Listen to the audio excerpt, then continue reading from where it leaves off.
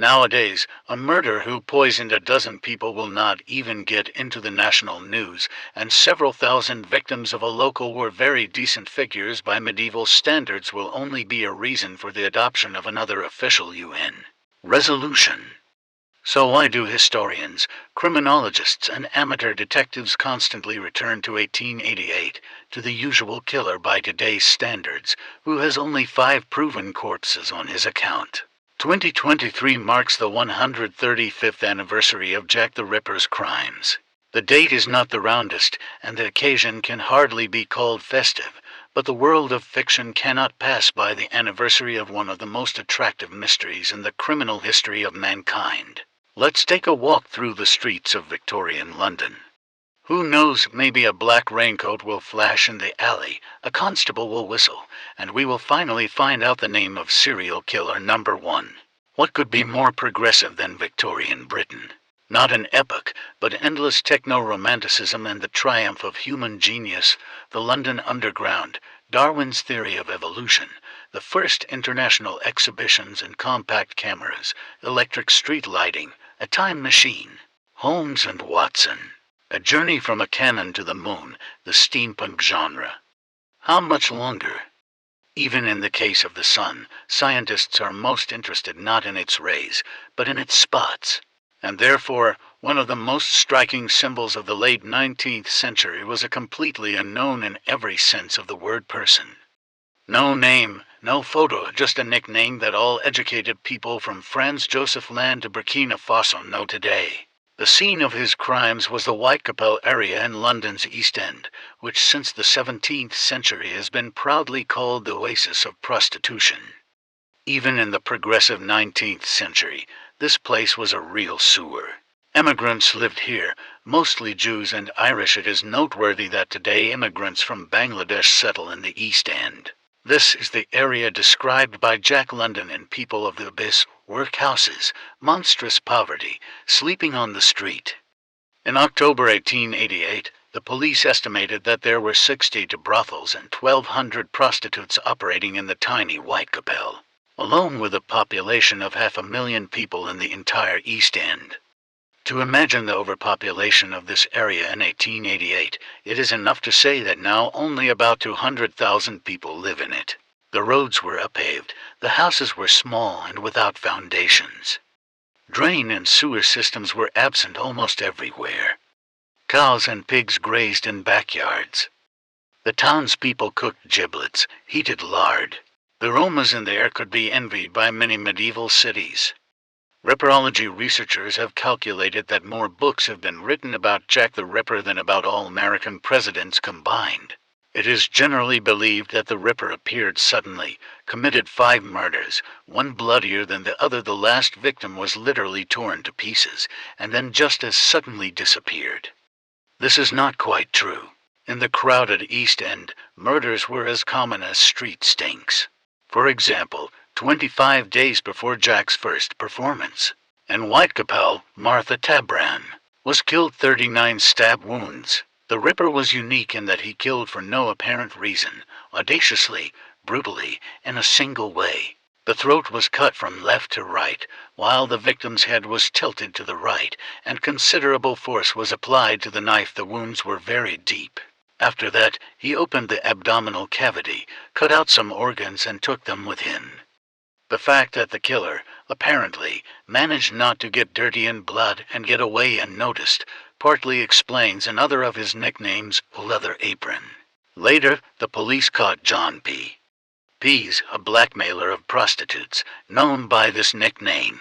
In all cases, there was little blood, which gave rise to 2 assumptions. First, the women were strangled, which also explains the lack of cries for help, since in some cases the constables were on the neighboring streets and were a few minutes late, and then they were cut, or the crimes were committed in some other place, a house, a moving carriage, and the bodies were thrown into the deserted streets.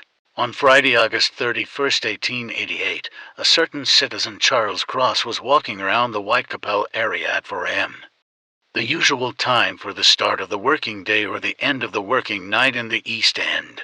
Near the stable, he noticed a woman lying on the road. The skirt was pulled up, from which Cross concluded that the lady had been raped. He beckoned another passerby.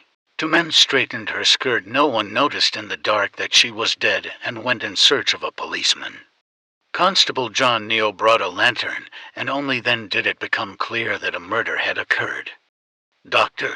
Rhys Llewellyn, who arrived at the scene of the crime, found that death occurred from two huge incisions in the throat from ear to ear, and it happened in a maximum of half an hour. An hour ago, since the body was still warm. A little blood flowed out, most of it soaked into the clothes. There was no trace of blood on her chest. Consequently, the victim did not die on his feet, otherwise the blood from the cut throat would have got on her clothes, but on the ground. This version is confirmed by the fact that she had a bruise on her left cheekbone, 5 teeth were missing, and her tongue was damaged. Probably, the woman was knocked to the ground with a strong blow and only then stabbed. Examination of the body in the morgue revealed another oddity. The victim's abdominal cavity was opened. The investigation revealed that the first swallow of the Ripper was Marian Nichols, 42 years old. She had a husband and 5 children, but Polly, as her friends called her, got drunk and spent the last years of her life at the bottom of society. On the night of her death, she didn't have enough money for a flop house. She went outside, telling her friends that she would soon earn the 4 pence she was looking for, with the help of her new hat. The next victim of the killer was Annie Chapman, a homeless alcoholic who suffered from tuberculosis and syphilis. A few days before her death, she had a fight with a certain woman over a bar of soap, got a black eye, and lost her marketable appearance. It was for this reason that on September 7, 1888, she did not have enough money for an overnight stay. Annie wandered the streets, hoping to find a client. She was last seen at 5 a.m. talking to a man. The witness caught only one of her statements, No. At 6 o'clock her body was found in the backyard of No. 29 Hanbury Street. This place is located next to the market, so in the morning it is quite busy here. People go to work, carts with goods go along the roads. The windows of residential buildings facing the courtyard remained open at night. It was already light outside. Incredibly, in such conditions, no one noticed anything suspicious. Annie's throat was cut so deeply, as if the killer wanted to separate the head from the body. The insides are carefully removed and laid out next to the body. The work was carried out with a long, thin knife, most likely a special tool for opening. The killer took the uterus with him. Dr. Phillips, who examined the corpse, said that the internal organs were opened very professionally. It would take him at least 15 minutes to do it in a calm environment, and most likely about an hour. This radically changed the matter, since a good medical education at that time was not available to everyone. Other surgeons later agreed with this, but believed that the Ripper could have been a less qualified medical student or butcher. The newspapers were full of stories about the Whitechapel murderer. People did not remain in debt. Every day, the police received sincere confessions of mentally ill people, denunciations from neighbors, and advice on conducting an investigation. Only a few letters are considered relatively authentic. The first one came on September 27th. It began with the words "Dear Boss" and ended with the signature "Jack the Ripper." The second postcard is dated the 1st of October. The third letter, entitled "From Hell," came along with part of Edis's kidney the maniac allegedly fried, and ate the rest on October 16th. Today, many people believe that all these letters were evil practical jokes. It is quite possible that the nickname Jack the Ripper was invented not by the criminal himself, but by some bored fool. If at 1 o'clock in the morning on September 30th, 1888, the Russian Jew Louis Dembitz had not lit a match at the corner of Dutfield and Burner Streets, he would have slept peacefully for the rest of his life. However, fate decreed otherwise, and the man saw long Lizzie Elizabeth Stride lying on her back on the ground. Blood was still flowing from her throat, as if the murder had happened just a minute ago. Dembitz unwittingly scared off the killer, not allowing him to open the victim's stomach. A similar surprise awaited Constable Edward Watkins 45 minutes later. Patrolling Mitre Square a quarter of a mile from the scene of the previous crime, he found the gutted corpse of Catherine Eddowes. This time the maniac took the uterus and kidney. Realizing that a double murder had occurred, the police searched the entire area, but found no one. It was almost unbelievable because at least 3 constables were patrolling the area at the alleged time of the crime. The Ripper had no more than 15 minutes to do everything about everything, and he needed a light source to cut the organs out of Eddowes. In both cases, the police had witnesses who testified that they saw prostitutes talking to a certain man shortly before his death. The descriptions of the stranger were generally the same: dark clothes, a felt hunting hat well known as a Holmes headdress, a mustache, and a bag in his hand. The night of September 30th was a long one. At 5 minutes to 3, Constable Alfred Long found a piece of a bloody apron against the wall with the inscription in chalk, "Jews are not the people who can be accused of anything." They wanted to photograph her, but Commissioner Charles Warren ordered the evidence to be erased, ostensibly so that she would not provoke Jewish pogroms. This, as well as the fact that the word Jews was misspelled, allegedly characteristic of Freemasons, gave rise to the legend that the Ripper belonged to the Lodge of Freemasons, and that Warren, also a Mason, defended him. The fifth and last, according to the canonical version, victim of the Ripper is Mary Jane Kelly. The girl was 25 years old. She had an attractive appearance and therefore, unlike most beggars, the priestess of love could rent a room.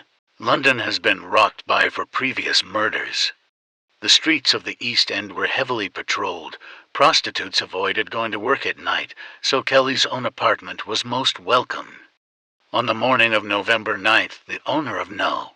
13 in Miller's Court sent his assistant Thomas Borer to collect the rent from Kelly. When no one answered the knock on the door, Beaver looked out the window. And he has never slept well since. Urgently called constables found what was left of the girl. The Ripper had plenty of time to literally turn her inside out. Internal organs were scattered all over the room. The heart was missing. Dozens of people have come under suspicion, from impoverished Jewish misogynists to members of the royal family. The reasons for the murders are also called different, from terrorist attacks by agents of the Russian Guard to satanic rituals. The exact number of victims is unknown. Alternative theories suggest a number from 4 to 15. A good 100 books have been written about this, where a variety of ideas meet. In 1996, a work was published accusing of murders. Lewis Carroll.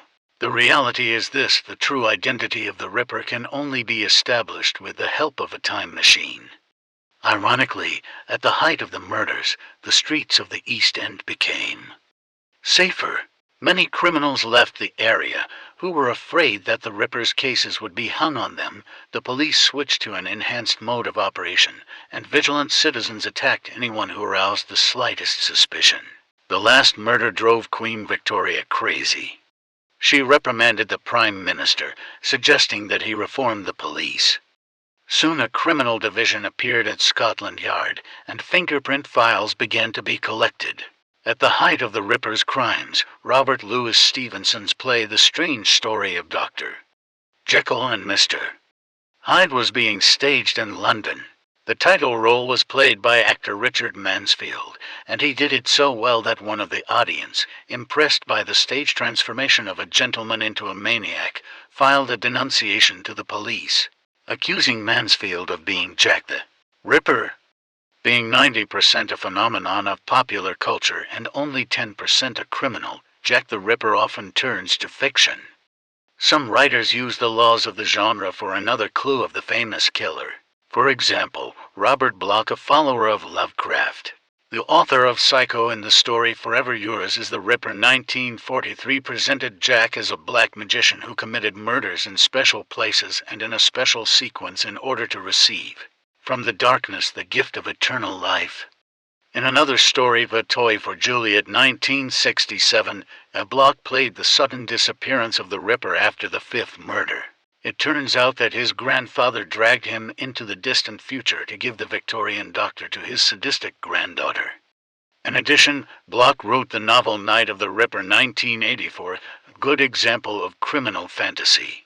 In the novel The Ripper 1994, Michael Slade developed the idea of ritual murders, and in the book Time After Time 1979, Carla Alexandra H.G. Wells creates a real time machine. Jack the Ripper is tricked into riding it into the future. The famous writer has to catch him in 1970, where he introduces himself as Sherlock Holmes, hoping that this character is forgotten by everyone. The book received a good film adaptation. The role of Wells was played by Malcolm McDowell. Chris Elliott in the novel The Shroud of took her something like the Beater's Secrets parody The Ripper, placing him in New York in 1882. Instead of cutting his victims, the maniac beat them in the head with a bag of apples. And in the comedy Amazons on the Moon 1987 turns out to be a ripper. The Masked Loch Ness Monster.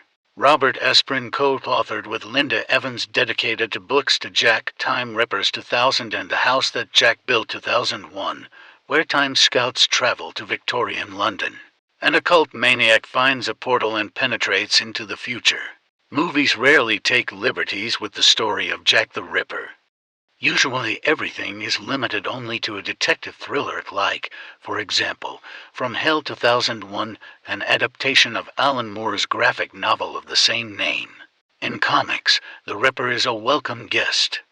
He often appears in the manga. Batman Gotham by Gaslight pursues him, and in the Marvel Universe, Jack, who emigrated to the United States, is reborn into a demon to sacrifice people to him. Does not lag behind comics and TV series. In Babylon 5 episode 21, it is said that at the end of 1888, the Vorlons kidnapped Jack from Earth to make him their inquisitor named Sebastian. And in Star Trek episode 14, The Wolf in the Sheepfold, it is told that the electromagnetic entity Red Jack is responsible for the crimes of the Ripper on Earth, as well as for a series of murders of women on other planets. An alien ghost that fed on human fear. Interestingly, the plot of this episode was written by the aforementioned Robert Bloch. The Ripper wasn't the world's first serial killer, but he became the first maniac operating in the metropolis at the very time when law enforcement services stopped walking the streets at night with hammers and announcing the time, and began to really catch criminals. In addition, the Ripper has become the brainchild of the media. At the end of the 19th century, Britain was experiencing a newspaper boom. Print media have become a powerful socio-political force, and journalists hungry for sensationalism have turned the Ripper's crimes into a real reality show. Every murder, every mistake of the police was carefully monitored and brought to the attention of the public. It was the journalists who turned an ordinary maniac into a world superstar.